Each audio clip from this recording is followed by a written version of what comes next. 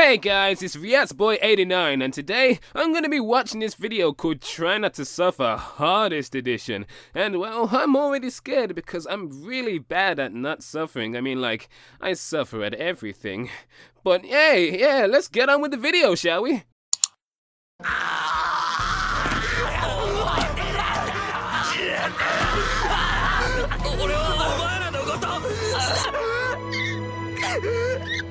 Man, what a fucking tryhard. So the hottest anime to come out this year thus far has finally come to an end and everyone is talking about it. ReZero, anime of 2016. It's the new season of Everybody Loves Amelia, and Rem is the second coming of fucking Christ apparently. And as with any big show, the ReZero hype train has been running wild for the past 2 seasons. But how well does it stand up to the hype that it's gotten this year? Well, if you've read the title of this video, you probably already know, but let's pretend a single sentence doesn't sum up my entire opinion, alright? We're introduced to the world of ReZero, a stereotypical fantasy world complete with everything you need from your usual fantasy settings. Let's see, do we have bright colors? Check. Magic? Check. Humanoid beings that look like animals? Check. Chivalrous knights who look like they belong in K-pop groups? Definitely check. An innocent princess to serve as the main love interest? Check. An array of waifus that are way better but have no chance of winning?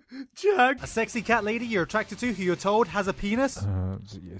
Check. And an unlikely hero who is transported to said world. Yes, our unlikely hero this time is Subaru, a self-proclaimed otaku who is introduced to this world to do something by some time, but the twist is that he has the power to reset his life to a point in time every time he dies. Kinda like a video game. Exactly like a video game. The reset mechanics even come complete with checkpoints in the form of a buff Irishman offering you apples every time Subaru makes it past an achievement. What actually counts as a checkpoint is something defined by someone, and that's pretty much all I can say because I have about as much of an idea of what the central themes of the plot are in the last episode as I did in the first episode, but I'll get back to that. See, what ReZero is about is the journey that Subaru takes to get past whatever obstacle comes his way, often having to die repeatedly to figure out the correct thing to do. So you see all those comments you see on the internet telling Subaru to fucking kill yourself. They're just trying to offer some form of genuine advice.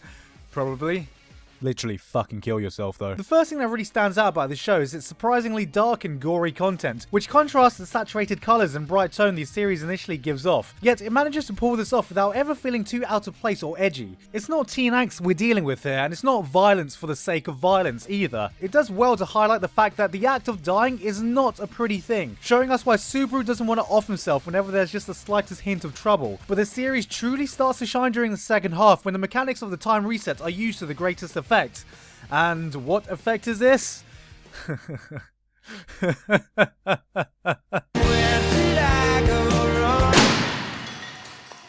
ReZero does a wonderful job of setting up the worst possible scenarios for Subaru to go through, as we see him suffer episode upon episode with seemingly nothing ever going right for him, and every decision he makes leading to more despair, which is luckily signaled by a very useful sound effect every time something bad happens, in case the viewer couldn't tell that the bloodied corpse on the floor with its guts spilled out everywhere is probably a sign that something bad is about to happen. But thanks for letting me know anyway, anime. It was really useful. What's happening? No.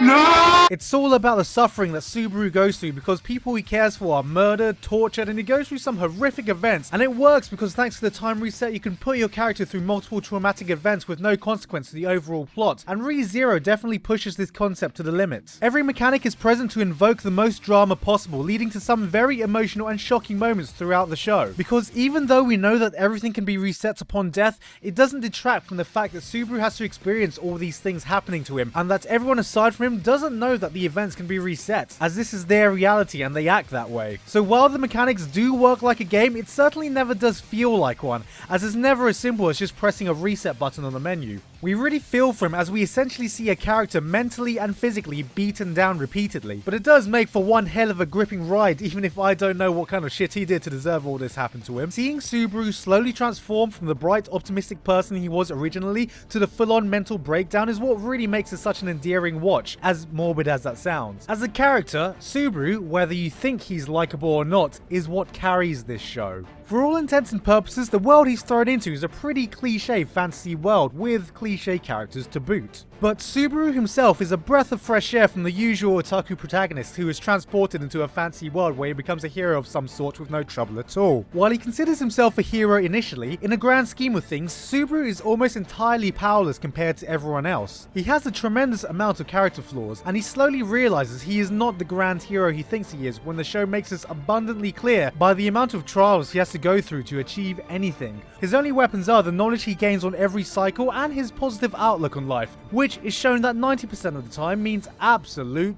dick. With those times when everything does come together and things work, it's remarkably satisfying, and the series does a great job of making you feel that. You ride the roller coaster of emotions with Subaru, and it's one hell of a ride with many ups and downs. Which brings me to my main criticism of the show, because after going through that exhilarating ride, after seeing Subaru suffer time and time again, learn from his mistakes and satisfyingly find the correct path through the obstacles, after all that you finally get off the suffering train and look back on the ride you just took, and you're left wondering, what exactly was the point of all that? Looking a bit closer at the series as a whole, ask yourself this: what exactly were the central themes of the plot? What was ReZero actually about?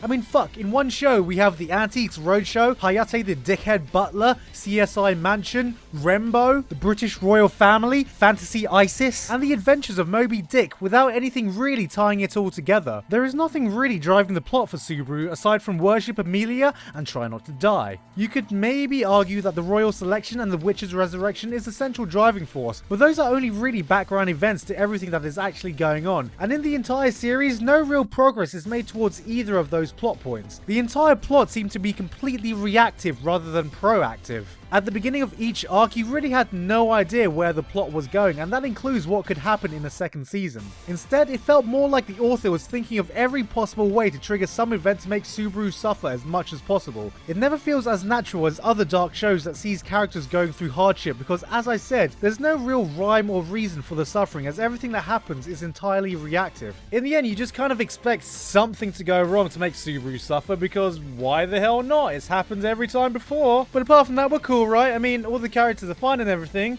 Like, all of us who watched it had no problems with anything the characters did or anything, right? No! No, the other thing. Come on, I know it's just dangling off the tip of your tongue. Let me hear it just once, please. Wrong! Yes, as far as characters goes, most of them had their own unique quirks and tropes that were nothing that we hadn't seen before, but the variety of character interactions were enough to keep them from being bland and unforgettable without the need of being fleshed out. But Gigguk, isn't Rem best girl? How dare you not recognize the brilliance that is Rem? Rem is life, Rem is love, just look at her! ReZero, more like Rem Zero, am I right? Well, of course Rem is best girl. She is winner by fucking default because no other character even had the chance of doing something of any significance apart from her, which is a shame because the cast was filled with plenty of as interesting, if not more so, characters that never got the same amount of screen time as Rem did. Besides, the amount of Beatrice we got in the second half of the show was disgustingly non-existent, I suppose. But this never really was about the rest of the cast, as with shows like Steins Gate, you'll always have problems with developing characters when a show has a time loop structure, since relationships are constantly being reset and it's mainly up to the main character to carry all the developments himself. So while I've mentioned all the good things about Subaru as a character and how his development is what makes the show such an endearing watch, my biggest gripe is that his central driving force for anything he does, his love for Amelia, makes no goddamn sense. We're given very little reason as to why he fell so deeply in love pretty much immediately, especially when she doesn't even stand out from the rest of the female cast. I mean, sure, she's the first one to help him out, and she's nice, and Hey, you don't talk about Amelia like that, okay? You see this smile? I'm ready to fucking propose because of this smile. He just wants to see her smile. Oh, and she can smile.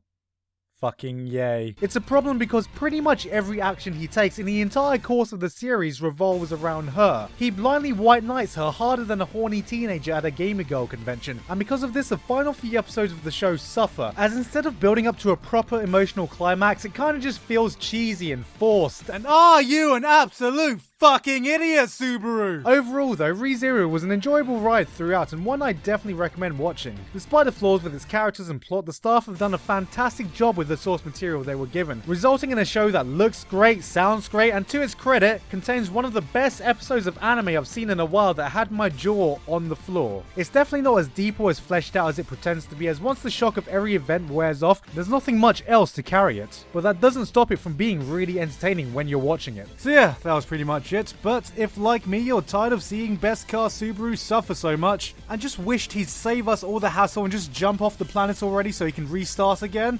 well, I've just figured out the perfect way to cheat the system.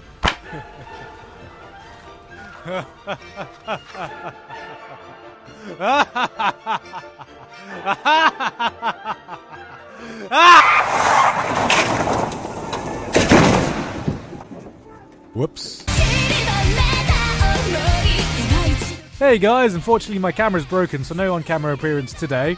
But thank you very much this month to Craig Watson, Shameless, Laocan, and everyone else on Patreon for supporting me in making this video possible. ReZero is also available on Crunchyroll, so you can go to crunchyroll.com/theanimezone for a free month of premium membership. And if you're new here, you can check out my other stuff in the links here, or follow me on Twitter and Facebook. Anyway, that's it from me today. I've been Gigguk, and I'll see you all next time.